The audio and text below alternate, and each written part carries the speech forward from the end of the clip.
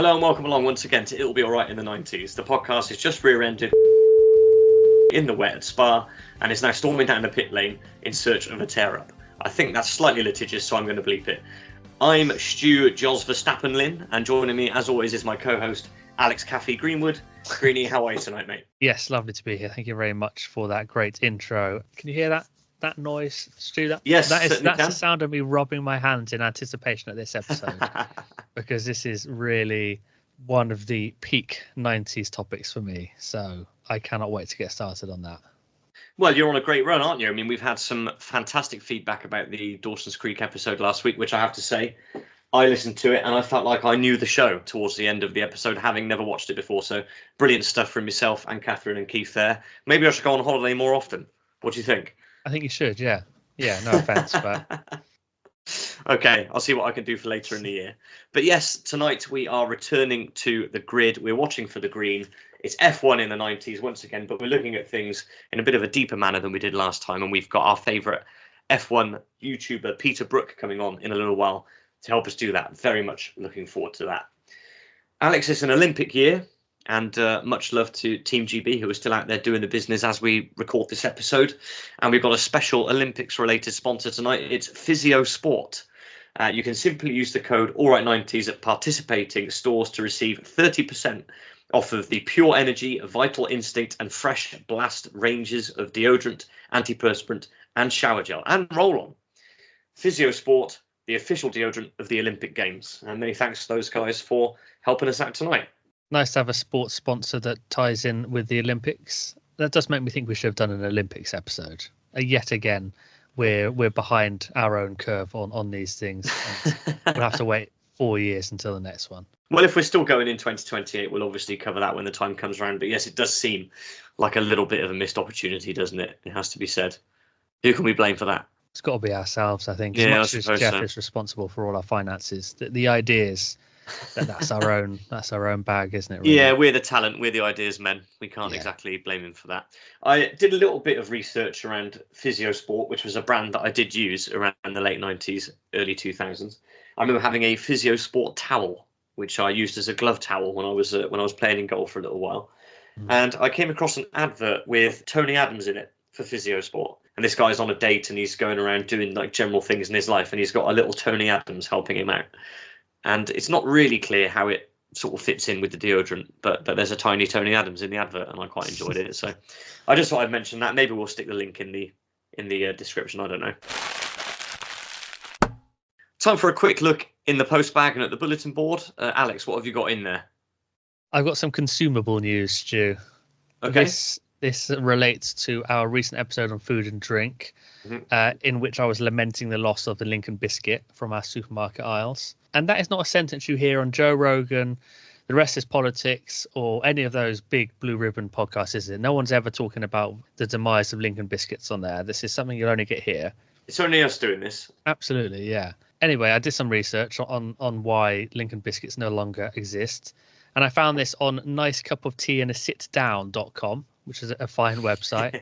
And this was on their Your Views section. So they have a section where people can send in messages and ask things like this: where is the Lincoln biscuit? And reader Sarah E had emailed the website with this message: I've just stumbled across your website while searching for the elusive Lincoln biscuit that I miss so much. I can't get them anywhere. Have they stopped doing the Lincoln biscuits? To which this reply was proffered by nicecupofteeandasitdown.com. The demise of the Lincoln can be attributed to the River Eden in Cumbria. The river burst its banks back in January 2005 and flooded the United Biscuits historic factory in Carlisle, causing biscuit manufacturing havoc. Many biscuits suffered, including the ginger nut, bourbon and morning coffee. By the time the Lincoln was back in production, many large supermarkets had assumed it had gone for good and had taken it out of their scheme of things. Therefore, McVitie's decided to discontinue the product in 2007. So, Stu, 'twas an act of God that smote the Lincoln biscuit. A flood stopped the entire biscuit range from being produced.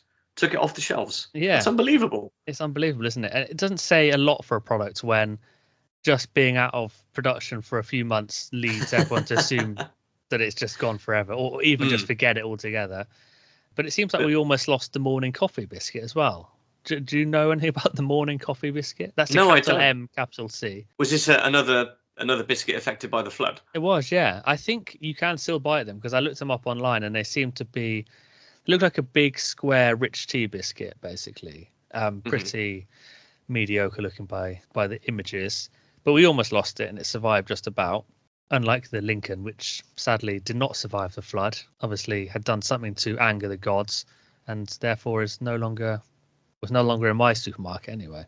Well, what a story. Like I said, you need to stick with It Will Be Alright in the 90s for your crucial biscuit content and news, I think.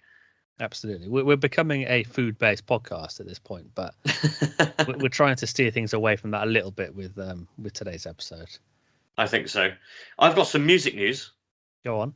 31st of July, 1999, a week ago today, as we record the episode, was a very important anniversary in the Jocelyn household. It was the 25th anniversary, if you cast your mind back to our live music in the 90s episode that we did with legend of the pod, my dad, Glyn, a couple of years ago now, probably. Yeah. Stereophonics at Morpher Stadium, the gig that I most wish I could have attended in the 90s. It was its 25th anniversary last week.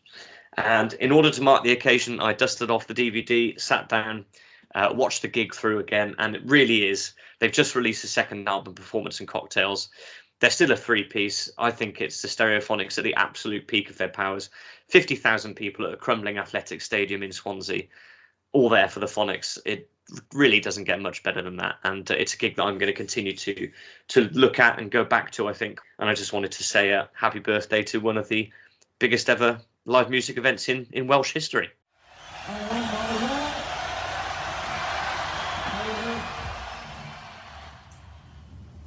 It's all moved very quickly in the last 12 years. So you kind of looking forward to tomorrow as opposed to fearing it? Yeah, today's Christmas Eve, tomorrow's Christmas Day, and I can't wait for Boxing Day, to be honest. Nah, we're looking forward to it. We're all, everybody's been talking about it for a long time now, and we just want to get on with it and do it now. I'm sick of reading everywhere. We're playing in front of 50,000 people. I just want to do it, and, yeah, we did it. Thank you. So we're all excited, nervous, and just want to get on with it. It's obviously a shame that we can't go back in time and experience these events, but at least you do have that DVD and it was recorded and you've got the quality, footage of it, so you can enjoy that. What I would have liked is to have seen some footage of the things that were going on during the day. And I'm not talking about just support bands, but if you look at the poster for the gig, there are some places that reproduce it and will send you a copy. And yes, I am thinking about it. But there's something on the poster that it says something like gates open at midday, pro celebrity sporting events from 3 o'clock. Like, who would have been there? What sporting events? Who's taking part? This is the sort of thing that we need to know. So maybe there's some extra research to be done there. It's a shame that didn't make it onto the DVD. Yeah, DVD extras. Chris Akabusi doing Tom Bowler in the gangway. I think that's most probably what it was. Yeah, I can't think of anything else it might have been. Yes, absolutely. It's also the 25-year anniversary this year. I'm not sure exactly when it was, but presumably this summer, of Woodstock 99, which is one of the gigs from the 90s that I most, not necessarily wish I was at, because it was obviously a bit of a shit show, famously, but I'm most fascinated by, I suppose, the lineup and the aura of the whole event. So yeah, 99 I think was a big year for gigs. Certainly. I'm still too frightened to watch the documentary about Woodstock 99. I think I'm a bit too sensitive for it. Yeah, and I'm not sure it paints the Chili's in a fantastic light, shall we say. And that's obviously something that I'm keen to avoid because I'm a big Chili's fan. So that's why I've never watched it. No, fair enough. Well, they tried to pin it all on Biscuit, and you know what I think about that. So Indeed. Well, we both got our crosses to bear then, haven't we? Yeah, exactly. I've got one little message here, and it's another voice message from Legend of the Pod Kate Pro relating to, again, our food and drink episode from a couple of episodes back. Here's the message. With regards to the variety pack, what the hell are smacks, Alex? So to answer your question, Kate, smacks were basically the Kellogg's equivalent of Sugar Puffs. They were a puffed rice cereal, and no, not rice, puffed wheat. Is it rice? No, is it rice? No, that would be like Rice Krispies, wouldn't it? So it's wheat. Oh yeah. Puffed wheat, covered in sugar. The logo was a frog with a baseball cap. Kellogg's Smacks. Yeah, they weren't around for that long, I don't think, but they were obviously very delicious, and sadly, either fell victim to a lack of sales or probably more likely fell victim to the draconian anti-sugar laws that were introduced, I think, in the 2000s and sadly missed. I've got a little message for Kate as well, just to say that we are still thinking about the car boot sale episode. Do hope to get that live episode in before car boot season ends this summer. So we need to get our heads together on that, don't we? We do, absolutely, yeah. All the best deals will have gone by the time we get down there. Indeed. There's been a bit of buzz about it as well amongst the listeners. I think they definitely are interested in this car boot episode, so we need to get it going. See if we can get Jeff to release some funds. Yeah, and get ourselves down there. Just one more thing from me on the fashion front. I found myself tempted into buying a lightly used pair of Hi-Tec Silver Shadow trainers on eBay a few weeks ago. Unfortunately, ever since they arrived at my house, they've lived a bit of a cursed life. Within about 10 seconds of donning them for the first time and stepping outside, I stood in something unpleasant. And then a few days later, after I'd cleaned them up very nicely, taking them off, as you do, you take one shoe off with the other, and I managed to sort of tear the sole off of half of the left shoe. I've now fixed that as best I can, but the Hi-Tec Silver Shadows are not leading a nice life after having arrived with me, so I'll keep you informed on that front. Fantastic. It sounds like they should be in a display case rather than being worn. Oh, well, yeah, keep wearing them, keep trying, and keep us updated. I'm trying to bring back the Hi-Tec Silver Shadow as a fashionable item. I think there's room for it. I mean, if the Croc can do it, then I think the Hi-Tec Silver Shadow can. Oh, God, yeah. Especially these days when 90s fashion is so in amongst the younger generations, and surely there's a market out there. Absolutely, and they keep you safe at night as well because they've got reflective bits all over them. So safe and sexy. Yeah. I mean, my Mercuries are going down an absolute storm on the high street these days. What about your Knicks? Yeah, them too. One final thing for the bulletin board from me. I finally got around to watching My Girl with my friend Kate the other day. So that's finally been aired for me. And it was better than I thought, actually. I did have some preconceptions that I think were built on a little bit of sexism, I think. I had this idea that, especially as a young person when I was a kid, I thought, oh, this is just for girls. It's just a sort of schmaltzy romance, and there's no point watching it. Mm-hmm. And really, I mean, it's just a good, solid coming of age film in the 90s, and it just happens to follow a girl primarily. And yeah, it was good, and it wasn't quite what I was expecting. I thought it was like a whole romance between her and Macaulay Culkin, but actually, it's not about that. It's much more just about her and her growing up. There is, of course, the famous bees scene, which is very sad. I was going to ask about that. Yeah, that's the one thing I know about My Girl is that the guy gets stung to death by bees. Yeah, that's all I knew as well. Yeah, it's not all focused around that at all. It's something that happens, and it is very sad. But I think I feel a little bit embarrassed at myself for dismissing it for so long, and I'm glad I finally rectified that, and I've watched it, and it's on my list of films I've now seen. So. Good work. Thanks for the report back. I'll have to do that next time I watch a 90s movie I haven't seen before as well, and we'll just keep a running total of what's going on. I think that's a good idea. Yeah, I think we should. Time now for What's the Most 90s. And today we're going national. This is a slight link here to the Olympics, I suppose. Because I'm asking you who the most 90s Australian is. Who do you think I'm going to say the most 90s Australian is? I think you're going to say Mark Bosnich. I don't even have any notes written down. It's Mark Bosnich, specifically, of course, Aston Villa era. Mark Bosnich when he enjoyed the best days of his career between 1992 and 1999. Just my ultimate footballing hero. We won't say anything about his later career at Manchester United and Chelsea. It's the Aston Villa years that I like to focus on. The kits, the success, the trophies, and the man who got me into goalkeeping. He follows me on social media. We've actually had a couple of messages swapped between us as well over the years, which has obviously been really thrilling. And still one of the happiest moments of my life was meeting him outside Villa Park in 1997 and getting his autograph. So undoubtedly for me, Mark Bosnich. I think I went for a goalkeeper for who the most 90s Canadian is as well, didn't I? I think I went for Craig Forrest. You did indeed, yeah. This is something of a variation on a theme, but I think you can forgive me because I think it's fairly common knowledge on the podcast and to our podcast listeners that Mark Bosnich is really my hero in life. So, yeah, it's got to be Bozzy. Yeah, fair enough. It's going to be very hard to beat just because of the emotional connection. But I'll do my best. I've gone for another Mark from Australia, and it's Mark Little, who I think Fantastic. Great shout. Fantastic. I think he's a very 90s televisual face. An actor and TV personality, played Joe Mangel in Neighbours from 1988 to 91, so just at the beginning of the decade. Mm-hmm. And then, of course, took over from Chris Evans on The Big Breakfast. And this is where I think he became a real, as I said, face of 90s TV. He's one of those sort of personalities who you can't really put your finger on where you've seen him so much or what he's been in or what he's done. But he is just someone who crops up on TV every now and again, especially in the 90s. Mm. And I think he's basically the Australian Roland Rivron of the 90s.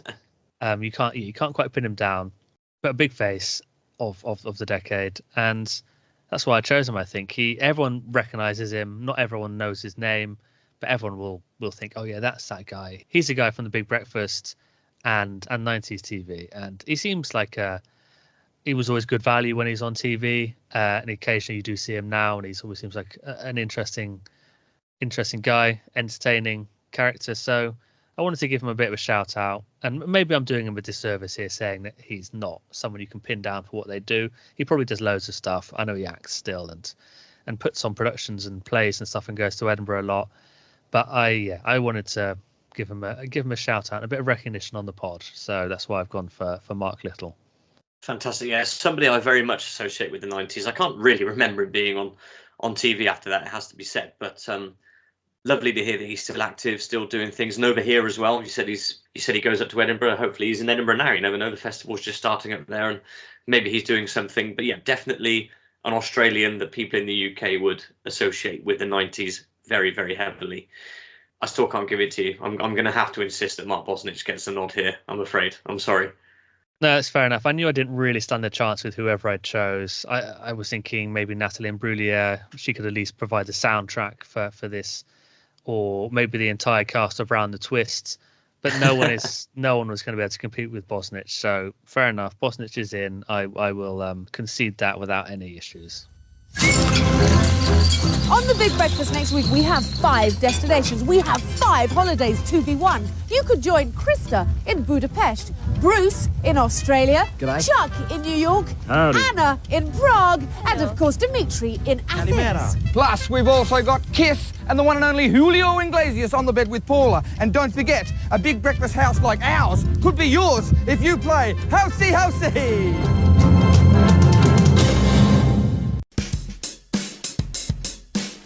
We're watching for the green tonight as we return to talk Formula One in the 90s, and alongside us on the grid is our favourite F1 YouTuber.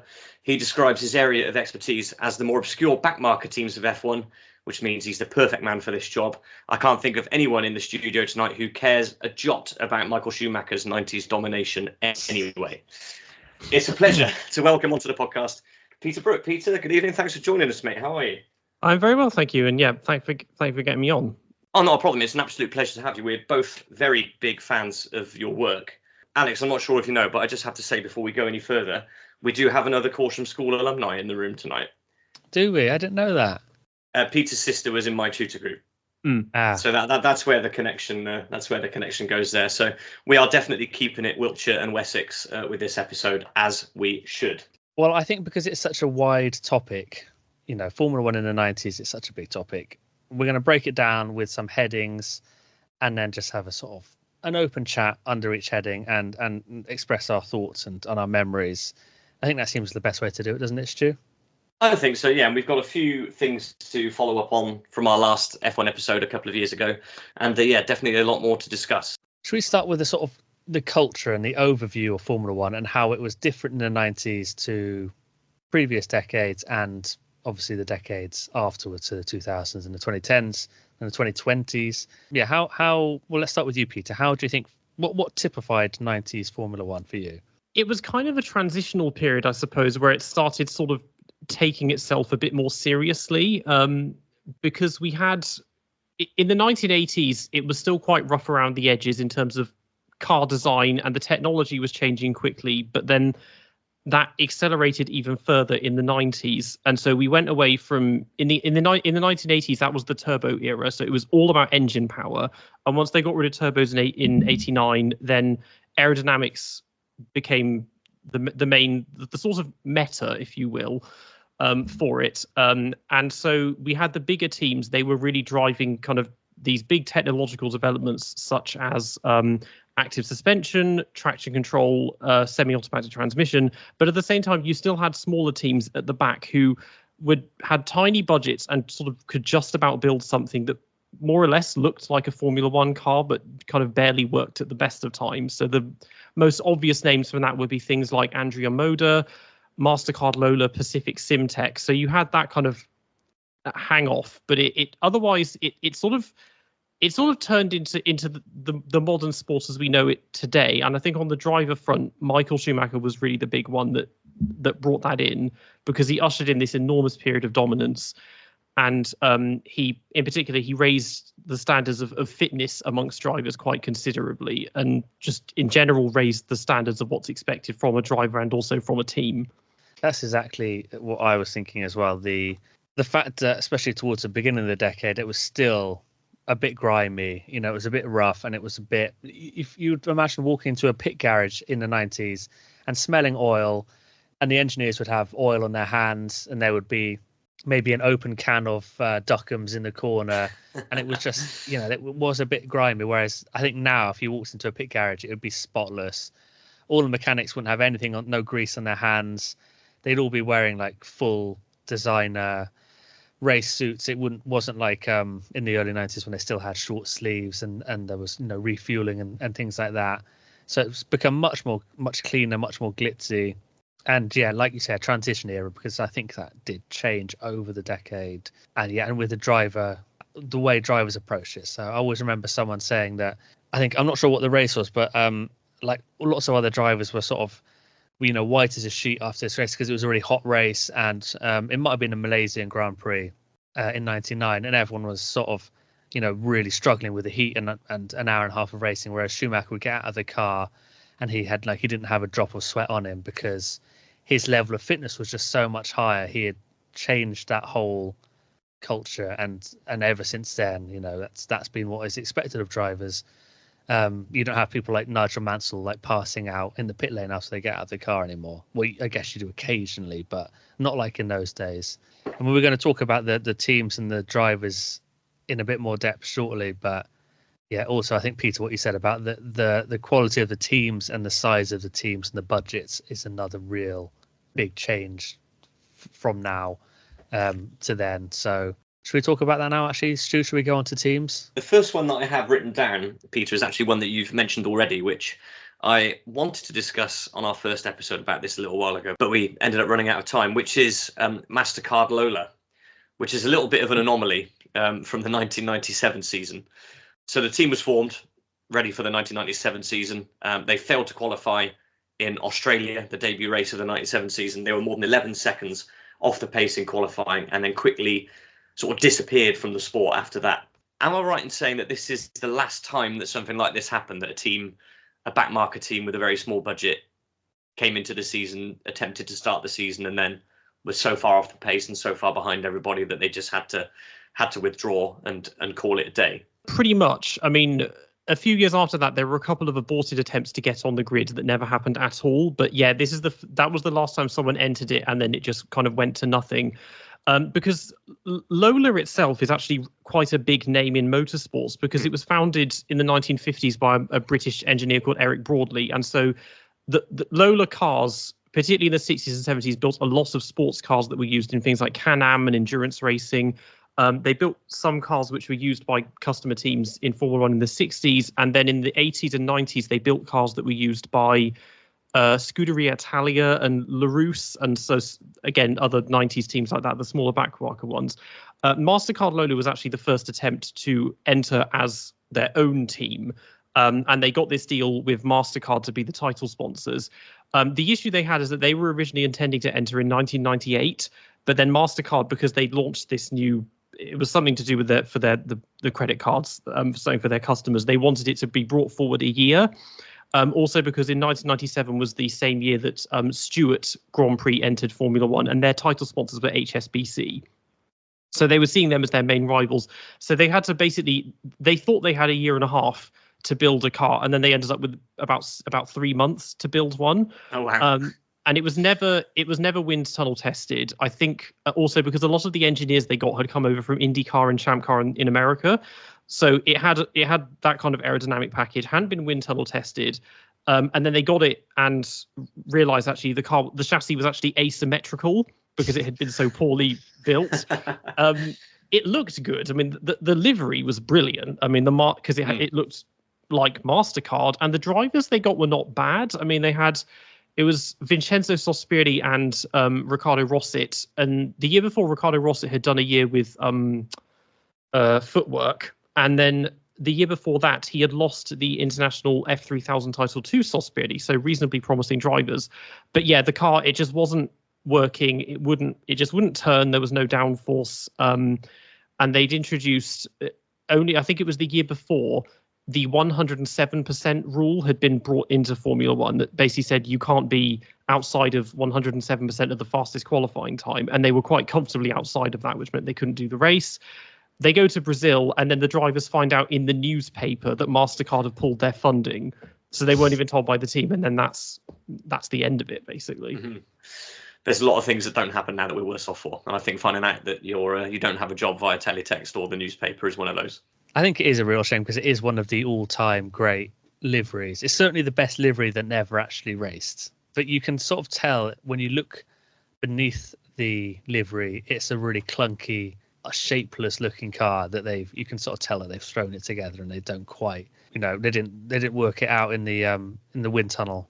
It's a real shame, and it is surprising because Lola, as you said, Peter, was such a recognised name. It just seemed like it should make sense, but I guess it's wasn't to be, which is a shame for them. But this is very much the era of still having backmarkers and minnows and really low budget. There are so many teams that appeared in the 90s for a race here or there or a season or two and then didn't make it to the end of the decade. I've got a list here. I'm not going to read them all out because there's so many, but yeah, Andrea Moda, Simtech, Clayton House, Lotus, LaRousse, Pacific, all these teams that went into the 90s or at some point came into the 90s and then didn't make it out, and that just doesn't happen anymore. I know teams do change. There'll be teams that drop out every now and again in the 2000s and 10s and 20s, but not on this level. I just don't think you can get into the sport now unless you've got a mega budget, and that was very different then. I actually found this stat about a team called Coloni.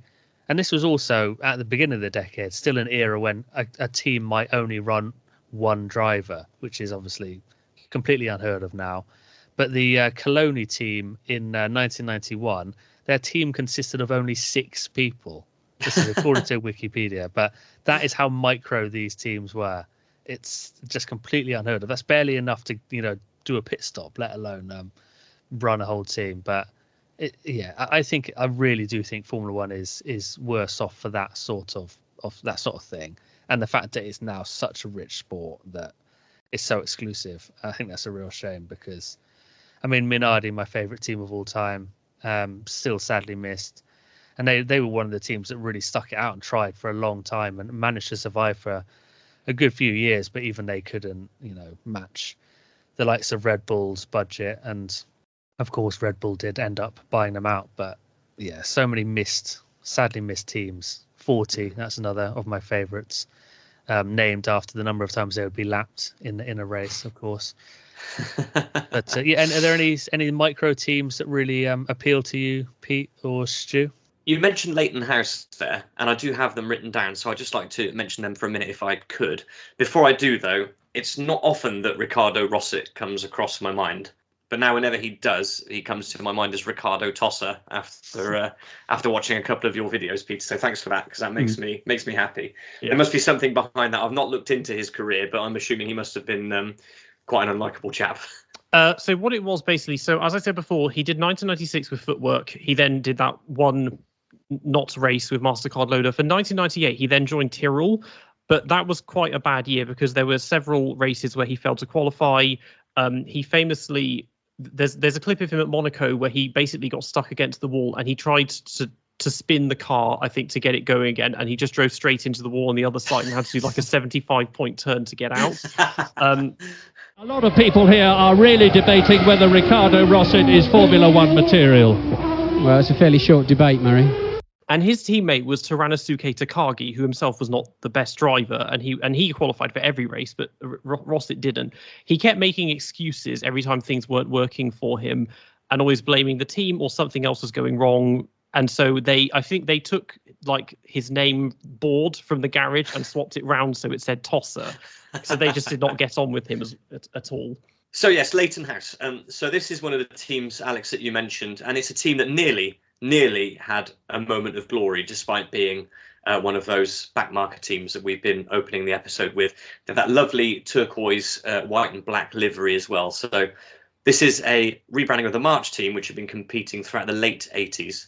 And then possibly their most famous moment came in the 1990 French Grand Prix. So their drivers, Ivan Capelli and Maurizio Gugelmin, qualify 7th and 10th, and then run in first and second place for most of the race. And this was due to a decision not to pit for tyres, which again is maybe something that's not seen as much anymore in the sport today. Capelli managed to get to 2 laps from the end in this race before then eventually having to pull over due to a misfire. It prevented Leighton House from getting a famous victory there in 1990 at the French Grand Prix. Still very, very popular for them to come second as the backmarker team that they were. But I feel like a famous moment was probably snatched away there by a technical fault right in the last couple of laps there for them. And very sad that they didn't get the win in the end. But I suppose they'll always be remembered for that second place anyway, won't they? Beautiful looking cars, those Leighton House cars. We're not talking about liveries yet. We're going to come on to that, but that's definitely what I think of when I think of Leighton House. That close call and also that livery. Yeah, Leighton House are an interesting team because I think one of the main reasons that result almost happened actually was because of Adrian Newey. So he, of course, today everyone knows him as Red Bull's technical director that's built most of the best cars in Formula One history. He began in 1980 with Fittipaldi, and then for the rest of the decade he was in America working with Champ Car. He returned to Formula One with Leighton House in 1988. The first car he built for them actually was the one that sort of brought in what I mentioned at the beginning, the sort of 90s shape of Formula One cars, because he basically really tightened up the cockpit and brought in this kind of narrow V-shaped tub and everything, and the way the front wing was designed, that became basically the standard for, well, even to this day is how it's done. In 1990 they did that again. At first it didn't work at all because up until the French Grand Prix all their results had been terrible and the car was very unreliable, and then they did a lot of testing, and I think they made some adjustments to the floor or the front wing which basically solved the issue of downforce on the underside, and suddenly the car just came alive in that race. And yeah, were it not for the breakdown, they could have won that. Because again, this is an era where in modern Formula One, in the last couple of years at least, we've achieved near perfect reliability. Cars don't really break down anymore. But back in the 80s and 90s, it was still horrendously bad. And you get lots of examples of smaller teams looking like they're going to have a breakthrough result, and then the engine blows up or the gearbox dies or something like that, and it's taken away from them.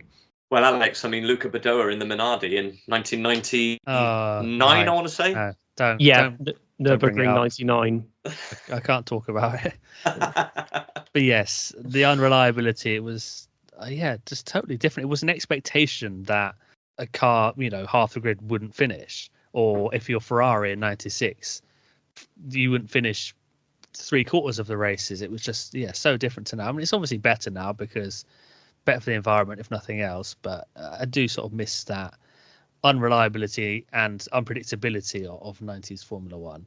Before we move on, I suppose we should mention the big teams. We've only really talked about the small back markers, but this was, I suppose, the period where started off with Williams being a powerful team, and then right up until the mid-decade and up to 97, they were, the best team, or arguably the best team, or one of the best teams.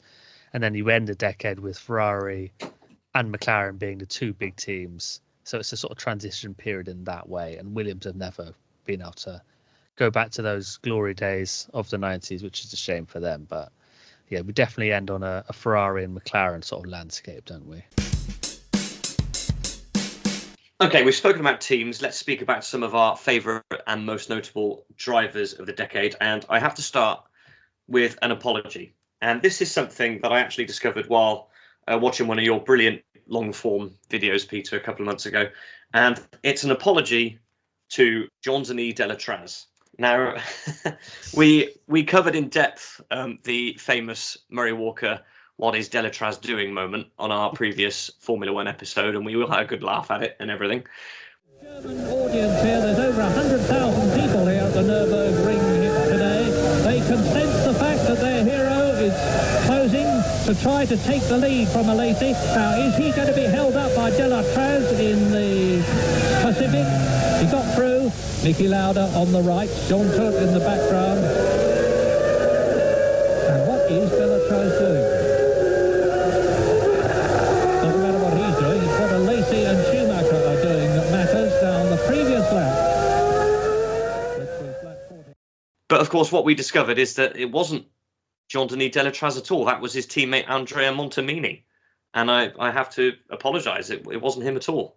I mean, to be fair, most people don't know that because Murray Walker, as much as people love him as a commentator, he wasn't the most observant, and he often got he was very good at getting drivers mixed up.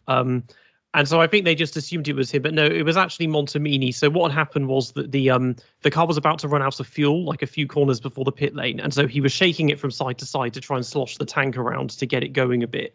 Which drivers, I mean, Prost had done that before and won races just about getting the car over the finish line. But yeah, that's what it actually was. But it's become set in because of one of the Murray-isms that it was actually Deletraz. Yeah, that's a big shame because I think obviously Deletraz probably had no business driving in Formula One anyway. He's probably unfairly remembered for this moment when it wasn't him. Montemini, slightly more successful. I know he drove for 40 after that, didn't he? Yeah, so he did Simtech and 40. I think that was all of them, unless he did Minardi, a bit of Minardi as well. He was another pay driver, one of the better ones, I suppose. He hung around for a few years. He generally outperformed his teammates. I mean, his career, it didn't get off to the best start because after Roland Ratzenberger died at Imola in 1994, he was then brought in as his replacement for the Spanish Grand Prix, but then he crashed in qualifying and broke both his legs.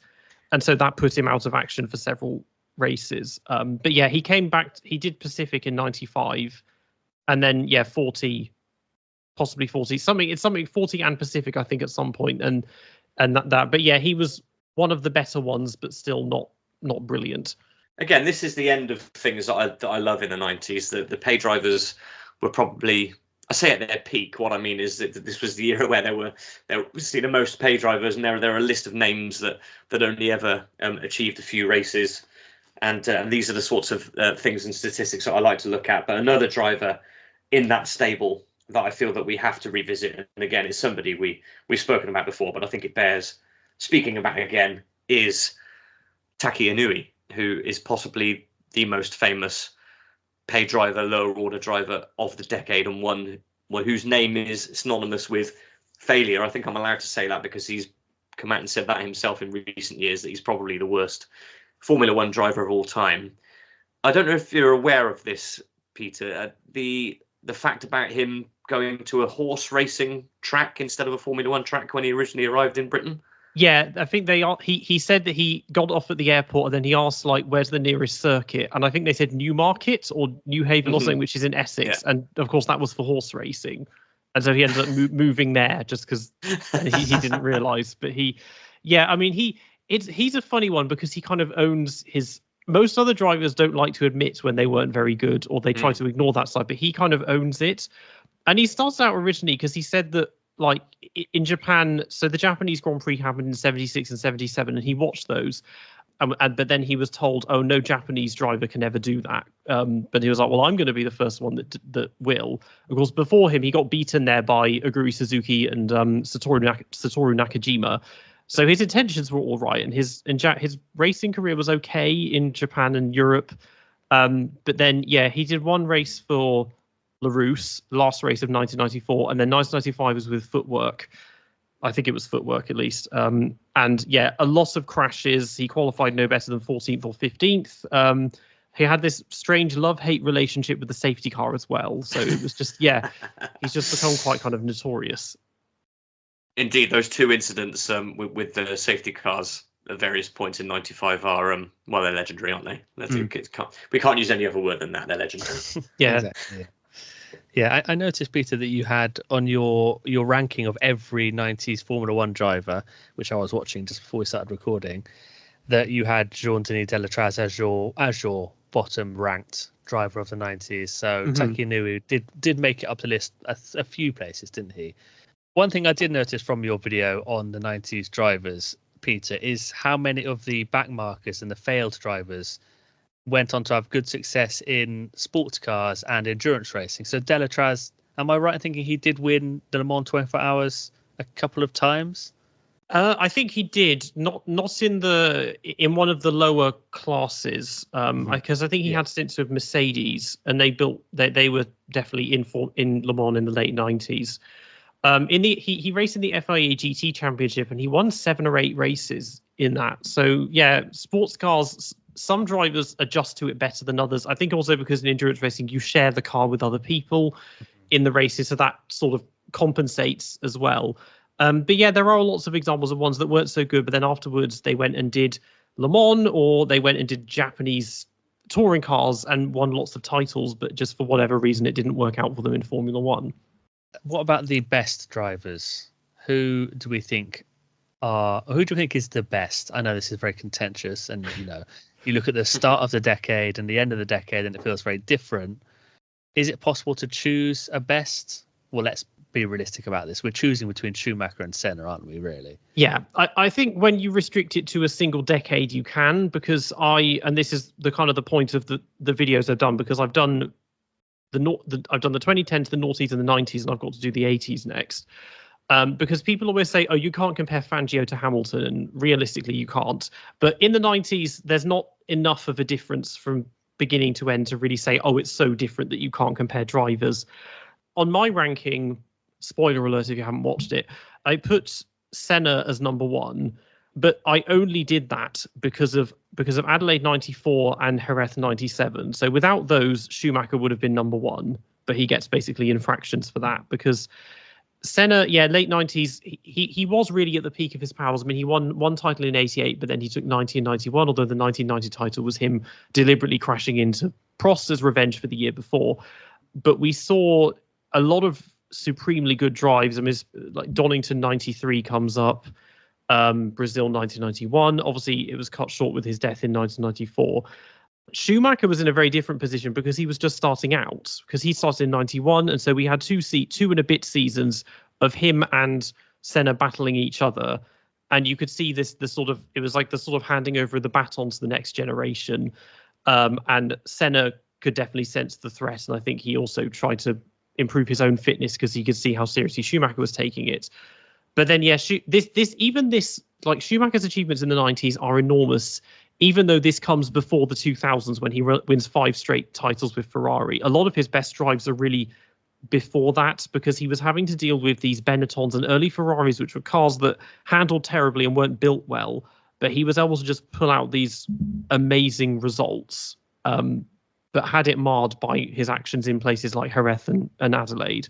It's a real shame, isn't it? We were robbed of a proper battle between those two drivers, I think. If Senna hadn't died 94 and 95, who knows what those championships would have looked like. 95 especially, if Senna had still been at Williams, it would have been, I mean, what a hell of a fight that would have been. Schumacher's obviously my favourite, but I can see that he achieved a lot more in terms of actual victories in the 2000s. But again, it also comes down to the cars, doesn't it? Like you say, those early Ferraris for Schumacher were a bit of a shit show, especially the 96 car, which could barely finish a race. But then we did also get Spain 96, where Schumacher did his own version of Senna at Donington, I suppose, and won in the rain. So you had these sort of glimpses of what was to come with him. Peter, did you have a favourite driver rather than someone who you thought was the best? Was there someone who you had a soft spot for?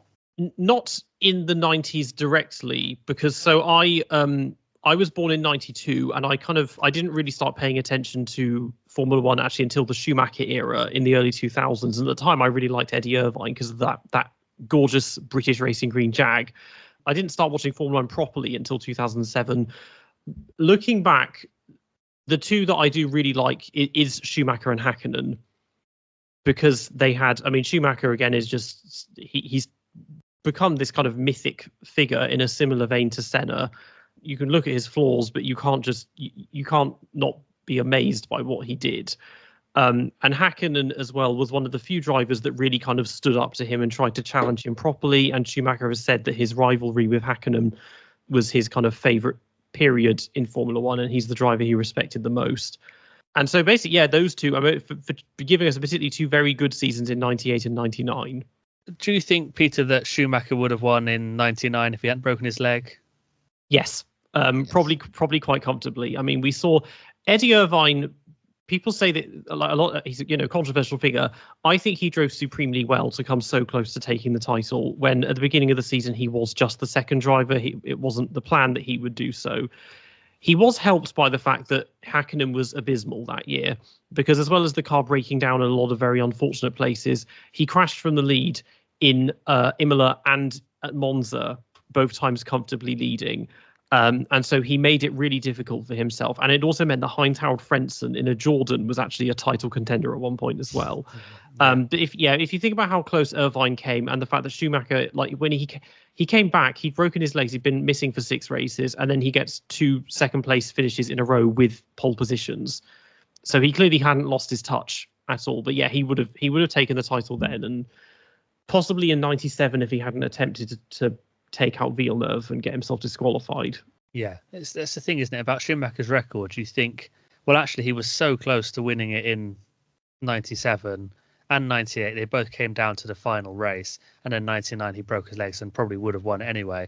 So you could potentially be looking at a 10-time world champion. But then you've obviously got to balance out with the fact that 94 was very contentious, and 2000 went down to the last race as well, so it could have gone the other way as well. But yeah, it's, as a Schumacher fan, I can't help but wonder, if he'd won those extra championships as well, and also in 2005. Stu, who was the driver that really spoke to you? Well, I think it's going to have to be a quick mention here for Damon Hill, who obviously was a protagonist in the Schumacher story, as we've already mentioned there. So in my household throughout the mid-90s, 95, 96, 97, we're obviously in 95. He's prevented from winning the title in 96. He does that, and then the shock when in 1997 he sort of moves on from Williams and goes to Arrows, and is then a defending world champion who is driving for a sort of mid-table team. And I remember there was still a lot of people who wanted him to do well and were supporting Damon, but it was obviously never going to happen for him driving for Arrows, unfortunately. I just remember there being a big support for Damon Hill in my household while I was growing up as the probably marquee British driver of that time. So I'm going to have to go for him, I think. Yeah, I'm glad he's got a little mention, because he's worthy of it. And he was a really good driver, and he was a bit of an Andy Murray in the era of the champions, I suppose. It was always going to be difficult for him when he's up against Schumacher, and I suppose Senna at the start as well, to some extent. So he did the best with what he was given, I think. So yeah, fair play to him. I'm sure Peter will be able to fill us in on this. Why did Damon Hill move on from Williams to Arrows? Was it a schism within the team? Was his contract up? It just seemed like a strange move at the time, and I've never really looked into it, to my shame. It actually happened before the 1996 season had even begun. Basically, they told him before the season was going, we're putting Heinz-Harald Frentzen in your seat next year. So it wasn't, had they done it later than that, it would have been very strange, because after a few races, they would have been like, okay, he's going for the title here. So yeah, it was before the season had even begun that he actually was told he was being kicked out. It wasn't the first time. I mean, Williams have done this a lot. They've had some very strange decisions when it comes to driver transfers, because Frank Williams and Patrick Head, they this was a problem as Williams went on. They failed to kind of modernize and get with the times. And a few years before this, they'd kicked Nigel Mansell out after he won the title, and then he ended up just going to IndyCar and winning that, and then coming back for a bit. That was what happened. And then he chose Arrows because basically I think it was none of the other teams. He got offers from bigger teams, but none of them gave him a very competitive salary. Mm-hmm. So he was like, okay, well, Arrows, they're giving me a decent amount of money, so they clearly, value my presence and my services. So I guess I'll give that a go. Damon Hill's motor racing career was firmly back on track today after his brilliant drive for Arrows in the Hungarian Grand Prix yesterday. There's talk of him getting a job offer for next season from the McLaren or Jordan teams, or even Williams again. Here's our sports reporter, Peter Staunton.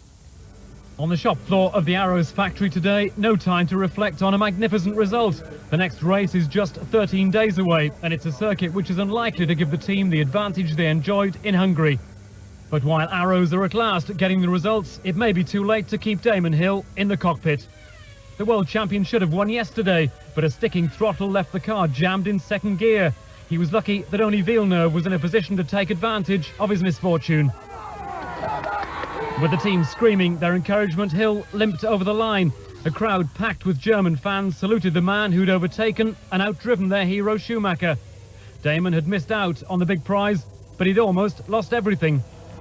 It wouldn't change gear properly, and then the throttle went on the blink completely, and a few times the car just stopped almost completely. So I really was amazed we managed to get to the end. But as the team's first real celebrations of the season began, Hill's search for a more competitive drive for 98 was continuing. The team owner today expecting the worst. If he gets a big offer from Williams or McLaren, then obviously I'll understand that, and I wouldn't necessarily think it's agree with him that would be the right decision, but you know, I would understand that. Maybe, just maybe, Tom Walkinshaw will be able to keep him. But if you're asking me, I think he'll move. Maybe to the McLaren, maybe to Jordan, maybe to Prost.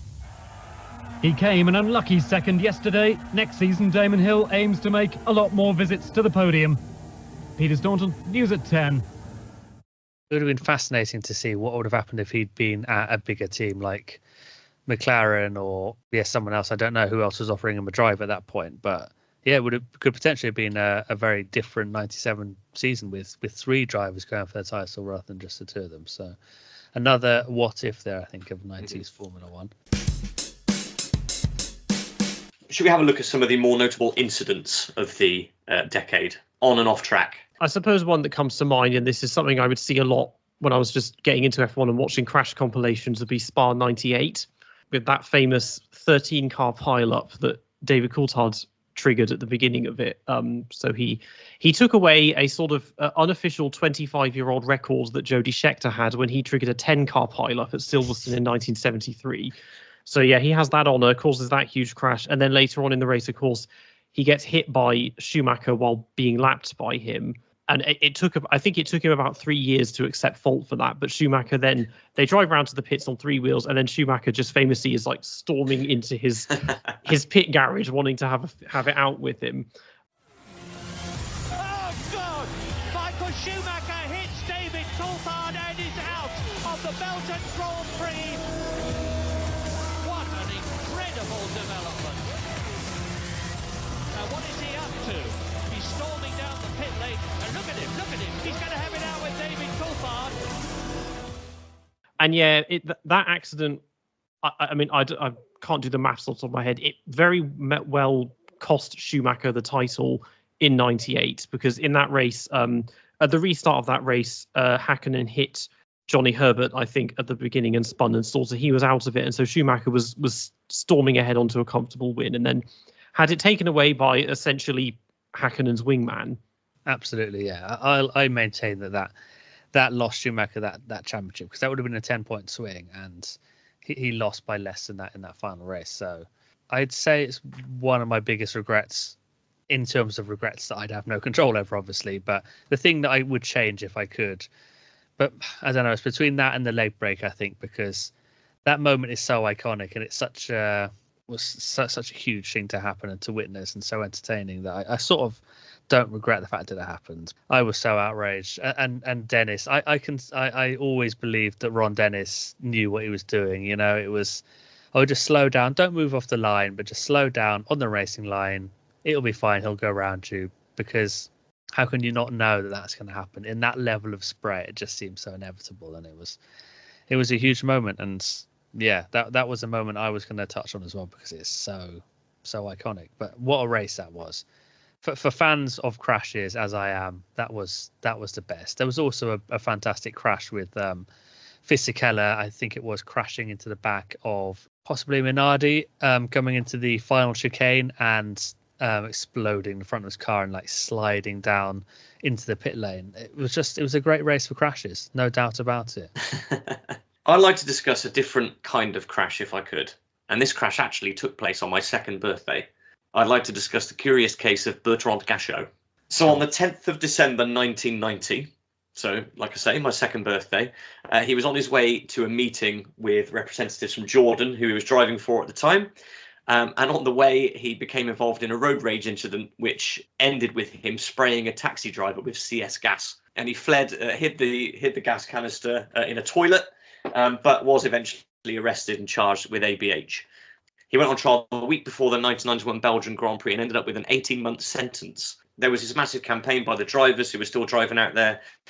T-shirts were being worn by drivers on the grid, members of the public, fans at the circuit.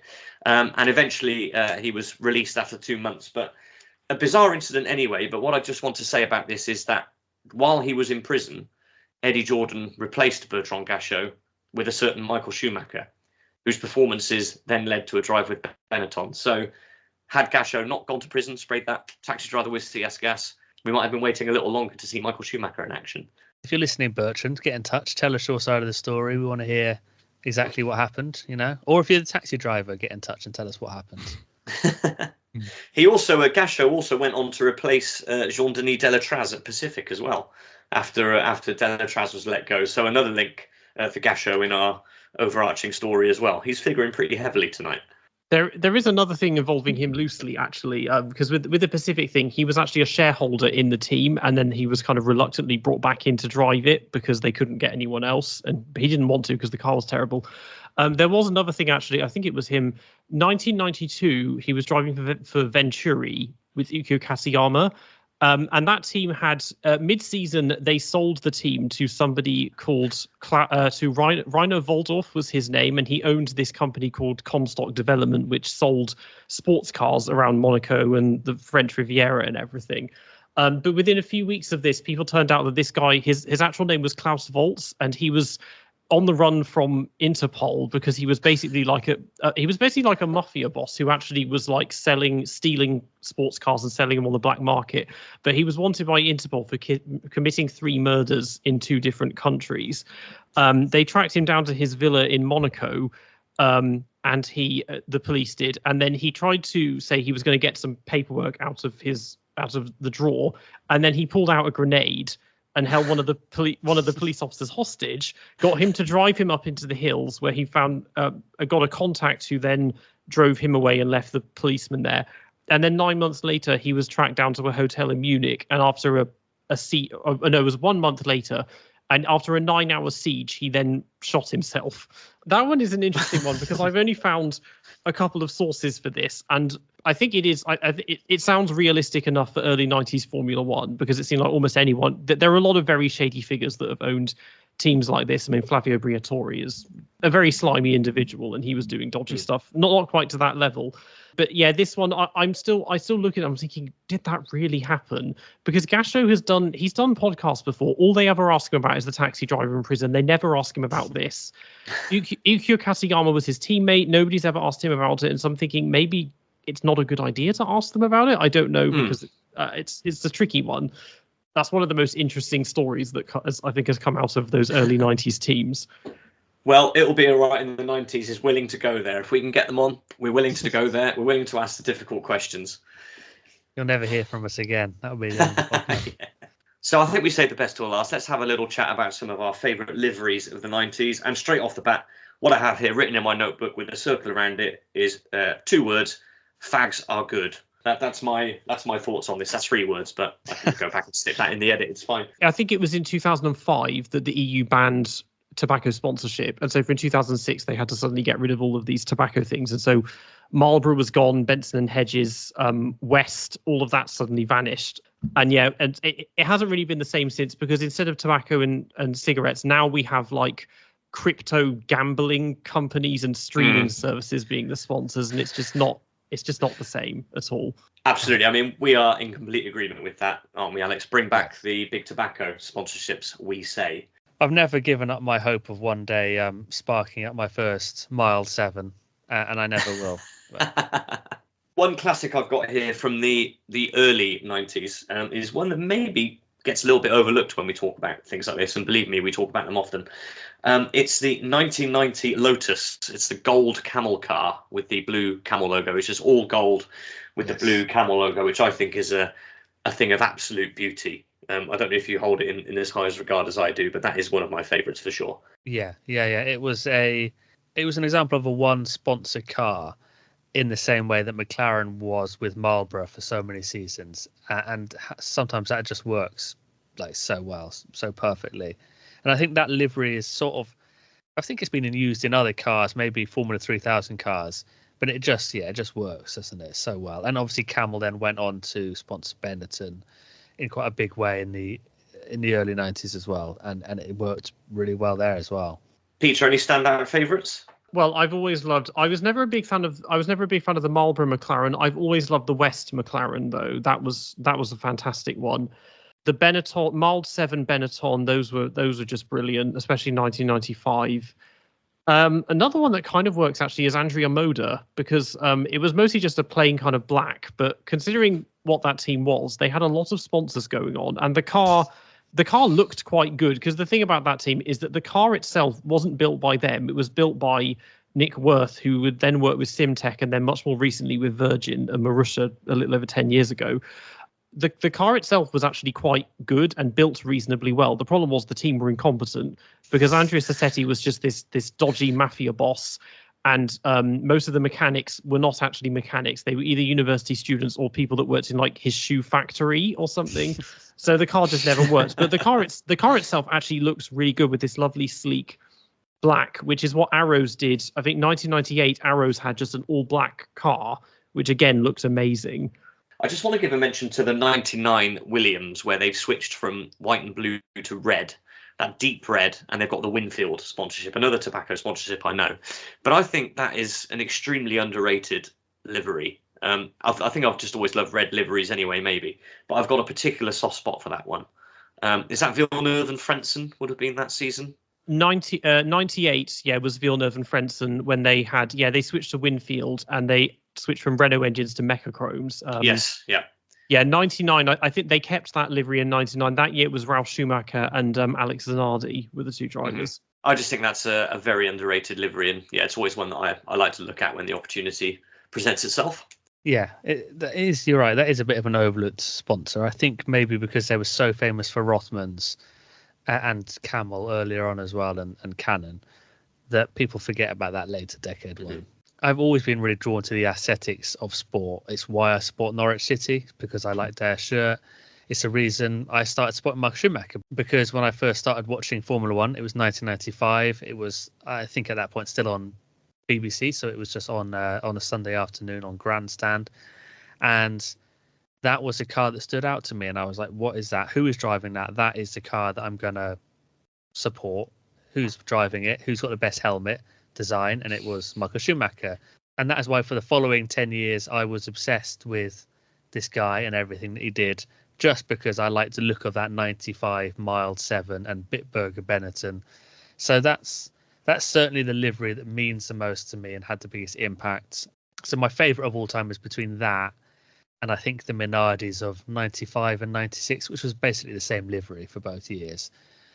Which are sort of black and white, or very, very dark blue and white with fluorescent green wings. There was something about that just really grabbed me, and it's the reason why I love Minardi from that point onwards, just because of the aesthetics of that livery. So I think it's between those three. Also, the 94 Benetton was also really nice. I think Mild 7, in general, is a really great sponsor in terms of liveries, and again, it's that a sky blue sort of almost turquoisey colour that was so good with Leighton House as well. I think just really works in a car and in any sort of livery. I have my bicycle is that colour as well, a Bianchi. I think it just really speaks to me. So I think it's them really. I also did like the Marlboro McLarens. I think it's a really simple livery and it works really well. And my last one to shout out, I think, is the 95 Footwork Arrows with the fluorescent hype sponsors and the red, white and blue. Just looks super nice. It's so evocative. I could picture all of those when you were talking through them. And the picture I have of the Marlboro McLaren is Nigel Mansell not being able to fit in it when he came back. That's the one thing that comes to mind when we mention that car. I'd like to finish, if I could. I've got a little quiz prepared. I hope nobody minds. Spring this on you, but This came to me out on a run in the lead up to this episode, and I've spent years and years looking at liveries of F1 cars and looking at sponsors and having these sponsor names and their logos and their fonts immediate recall for me when I think about them, but I don't know what the companies are, what they did, or what their business was. So I've got 5 famous ones here. In fact, I've got a bonus 6th one that I've just thought of that I'm going to add in. And just shout out if you know them. I'm going to give you some classic 90s F1 sponsors, and I want you to tell me what business they were in. So let's see how we get on. Excellent. So the first one, famous sponsor for Jordan throughout the 90s, SASOL. Anybody know what SASOL did or does? Oh, I can picture it. God. Yeah, no I can picture the car with SASOL. It sounds almost Japanese. I can't think. Yeah, my guess would be IT or something to do with IT. Oh, very close, Alex. They're a chemical manufacturer. Okay. Second, from footwork and possibly arrows, I think, but definitely footwork, UNIMAT. They used to sponsor a football team. I think maybe Valencia or something. I think they're quite a big brand in Europe. But what is it? I don't know what they do. UNIMAT. It sounds to me like something to do with like telecommunications or IT services type thing, because you get a lot of those in general sponsoring F1 teams. Well, you're very close again. They manufacture lathes. Okay. So that's UNIMAT. One for Alex here, Asprey. I know this one, I think it's jewellery, isn't it? That is correct. Well, I've got luxury goods written down, but I'll give you that. Yeah, Asprey, one of the smaller sponsors on the classic Ferrari from the late 90s. Luxury goods. I think this was from Tyrrell, possibly during the Ricardo Tosser era, but I can't be sure. PIAA or PIA. I'm not quite sure how you're supposed to say it, but any ideas on that one? I've seen that one a lot. That appears in a lot of like video games where you can add decals to cars and stuff. I get the feeling that's something to do with racing equipment, either tires or wheel rims or some kind of components for racing cars, something like that, I think. Alex, any guesses? No, absolutely no idea. It was a big sponsor, like Peter says. It was the main sponsor for Tyrrell. Couldn't miss it on the side. It was was the car that had the T-wings that got banned because they were too dangerous. Yeah. Well, I'm going to give it to our guest because it is a component for race cars, but it's actually light bulbs, bulbs for race cars and presumably road cars as well. But there you go. Number 5 is, and this is from that Arrows car that Damon Hill drove after F. Williams, Zepter. Isn't that Deniz's sponsor because he was the teammate, or that was a different company actually, because he was a pay driver that was with Arrows. Okay, possibly so. I think that was a different company actually. Wasn't that Parmalat or something? Parmalat, yes, that was Deniz's one that all of his teams had. Zepter was always used over the track as well in like big hoardings that would go over the track. So it was a big brand. And again, I have no idea what it was. Sounds sort of should be electrical of some sort. It sounds again IT computing to me. But if it's used at the track, a lot of that is usually things to do with like timekeeping and like Tag Heuer we see. And for some reason, Heineken are allowed to be sponsors these days of tracks, but the teams can't have alcohol.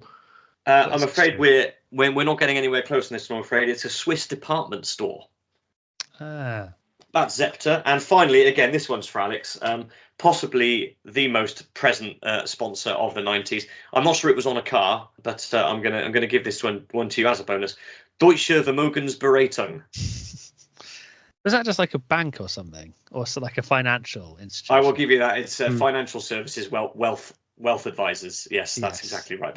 That was omnipresent on Michael Schumacher's cap throughout his Imperial phase, wasn't it? Yeah. It changed, didn't it, from Decra, which I think was watches. I guess as he started to make a bit more money, then he needed the financial services, didn't he? So, Peter, it's been an absolute pleasure having you on the podcast tonight to speak about Formula One in the 90s again. I think we've really only hit the tip of the iceberg here, and we're definitely going to have to ask you to come back if you would like to join us again at some point in the future, and we'll do it all again. But in the meantime, if people want to find your excellent content that we've been mentioning throughout the episode as well, where's everybody able to find you? So if you just search my name, Peter Brook, so BROOK on YouTube, you can find my channel. I also do audio only versions of my videos on Spotify. And then in terms of social media, you can get me on X and Instagram is Brook_F1. Absolutely fantastic. We heartily recommend that all of our listeners who are into F1 go and look at Peter's content, because it is absolutely fantastic. We've enjoyed his long form videos over the last few months. Can I make a request, if you haven't done this already, or if it's not in a notebook somewhere, can we have your countdown of the best liveries of the 90s as a long form video, please? At some point, yeah. I mean, I've done live streams where I've done tier lists of liveries. I haven't reached the 90s yet, but I think maybe at some point I should do a much more subjective ranking, just the aesthetics of Formula One. I think I should do at some point. We look forward to that. Thank you so much again for coming on, mate. It's been an absolute pleasure, and we hope to have you back again soon. Yeah. Thanks for having me on.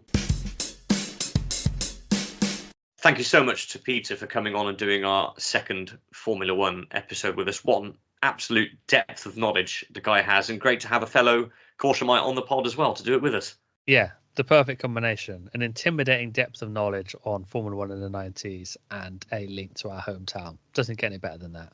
It really doesn't. A lovely chap to have on the pod. Like we keep saying, his work is excellent. So if you feel like going down a Formula One rabbit hole after you've listened to this episode, then please go and check out all of Peter's videos, but specifically his countdowns regarding the 90s. He's done the best drivers, and I think he's done the best cars as well of the 90s, but that's every single driver and car that competed during the decade.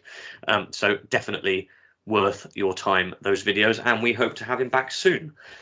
A little bit of pod admin before we finish. You may have noticed we've not had our summer party yet. We've had a little bit of a scheduling issue. Jeff has let us down again. We were going to do it in the lodge, weren't we? But unfortunately, the rec room is unavailable. They're having another World Championship in there, aren't they, at the moment? So we're not able to get in.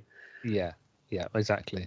I think there was also some damage from some previous events. So absolutely. So the lodge is unavailable, the Three Crowns is unavailable, so it looks like we might have to go without a summer party this year. However, it is our full intention to all get in the same room together in the pub before the end of the year, and you will get a live episode from us.